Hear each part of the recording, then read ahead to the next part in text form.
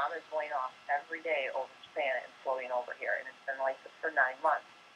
And it's going to be like this, indefinitely.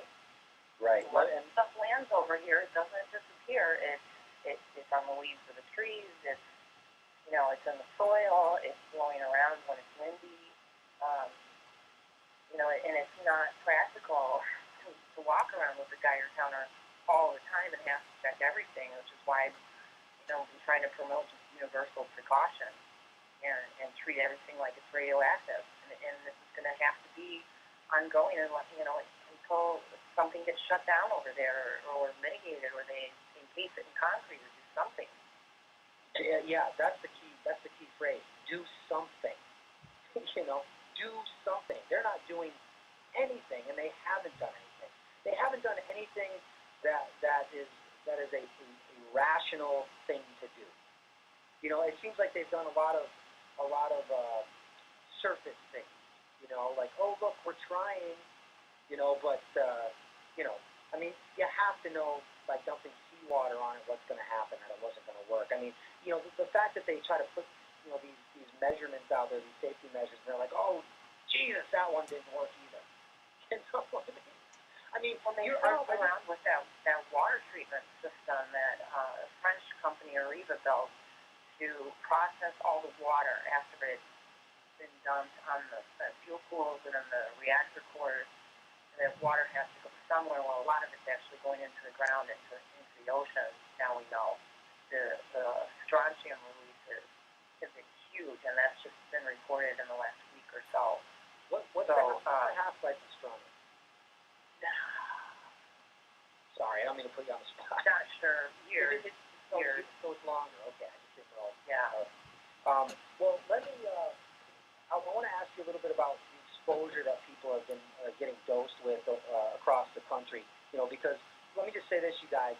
For you Facebookers out there, search for Rad Chick on Facebook. Join her Facebook page. By the way, Christina, your likes on your Facebook page are flying up, so that's great to see. It means people are getting exposed to it, to the information, as well as radiation. But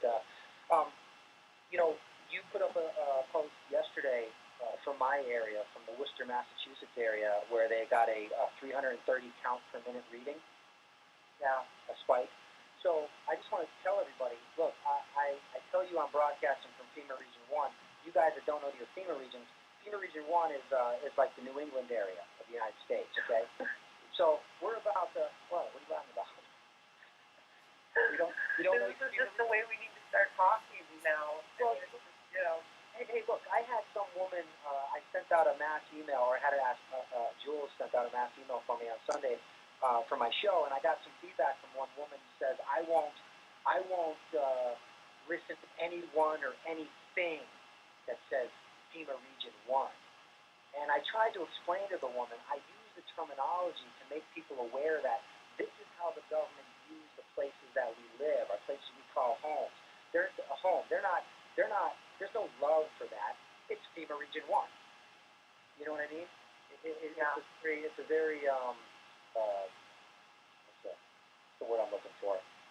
Oh, I don't know. But what I'm the point I was getting to is that I am pretty much the farthest point away from Fukushima in the United States, and we got a 330 count per million spike yesterday in the city of Worcester that is about 40 minutes down the road east of me.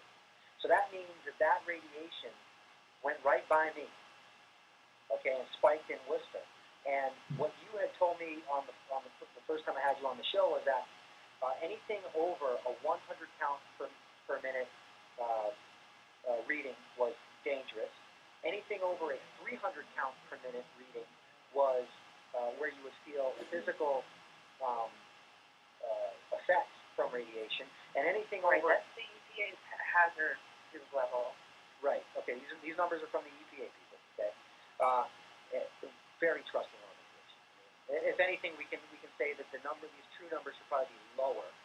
We know anything about the alphabet agencies, but hey, we'll roll with 100, 300, and then you said 500 counts per minute is death. And you also put up a link point where where was it in Texas that got an 800 and was it 810 count per minute reading? The 810, let me pull it up and look. I know Bakersfield, yesterday, Bakersfield, California, had a couple of sites that are actually off the graph. They're over 1,000.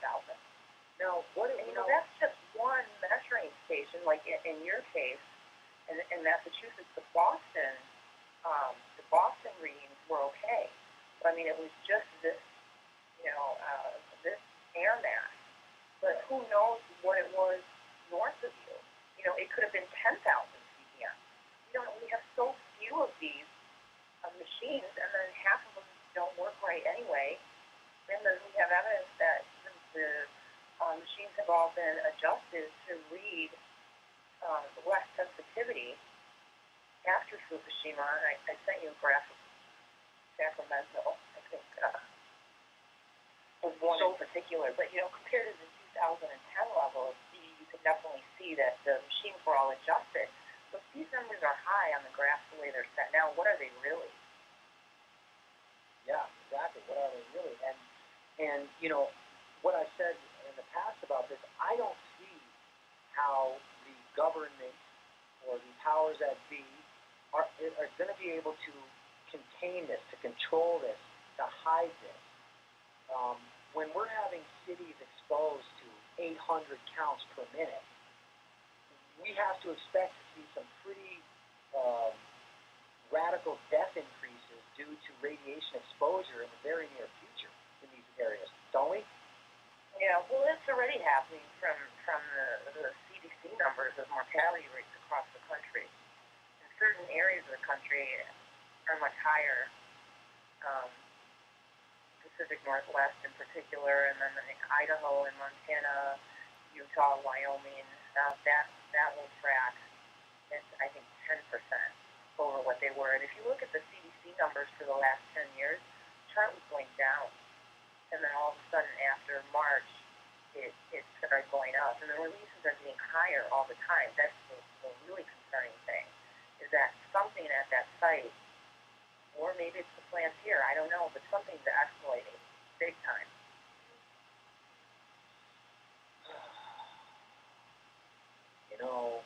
But we just need to be more vigilant in our mitigation efforts. And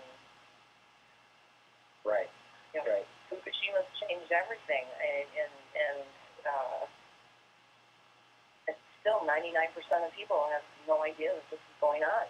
They have no idea. And I cannot wait to get my Geiger counter, because I told you what I'm going to do. I'm going out there with my N95 respirator mask. I already wrote on it, Fukushima, right on the front, so everybody can see it. And I'm going to go out there.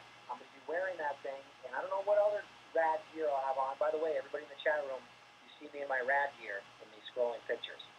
That's me. I took it right before the show. Well, I wanted to see if my filter worked with my mask. I never put the two together, so I was like, that's right. But I'm going to go out there. I don't know what I'll be wearing, but I'll be getting attention no matter what I do with that. And I'm going to let you guys know. And I'm going to, I'm trying to put together. Well, I'm not trying to. Jules is putting together a nice sheet, one-page sheet that I can hand out to people. And I'm going to, we'll see how many people realize, but I'm sure nobody does. Nobody does. And, for you guys listening out there, these readings that we're giving, 800 parts, counts per minute, and 300, these are all being done by citizens. Am I right? The graphs that I'm referring to are the actual EPA graphs.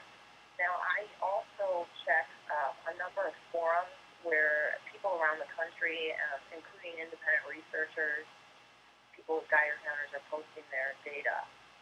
And, they're doing rainfall, snowfall, moral background, they're testing food, they're even, I've seen, tests on hamburgers and milk and things like that, and posting their results. And there's some people on YouTube that are doing that now also, sharing their data. So it's because we don't really have a centralized location to post these things. There's a few different places. Any news has a forum for that.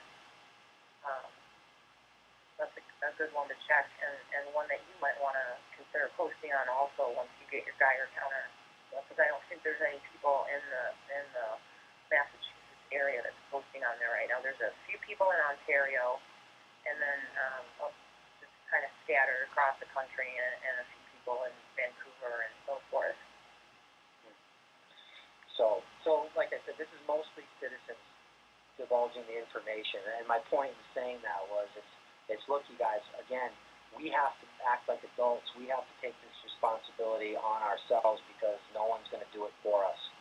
You know, it's obvious that they don't want to help, and you know who they are. You know, they don't want to help, and you know, it's all about election time. That's all that matters right now. They want to keep you distracted with ridiculous, you know, stories on individual candidates. Herman Cain's getting laid over here. He got laid over there. You know, we have, you know, Romney and Newt going back and forth. And of course, we have the big Ron Paul debacle. Poor Ron Paul can't get the support in the media, shuts him up, and, you know, Obama comes out and, you know, he says, oh, put anybody up against you. I mean, it's such a, you know, the whole election thing is like a reality television show. I mean, why anybody pays attention to any of these individuals at this point, I really don't know. I really don't. And I'm not saying anything bad about Ron Paul, for all you Ron Paul supporters out there. Look, I get it. I understand. The guy says some nice things. But let's be honest with ourselves, okay? Ron Paul is not going to swoop in with his cape, get elected, okay, and change the country. If all of you out there who believe in the New World Order think that's going to happen, you are, what's the word, confused, okay? I mean, it's just not going to happen. It's just not. People are going to say, well, Deron, don't be such a defeatist. You got to support Ron Paul. I do, but I'm a realist, okay? I don't believe that the voting system is real.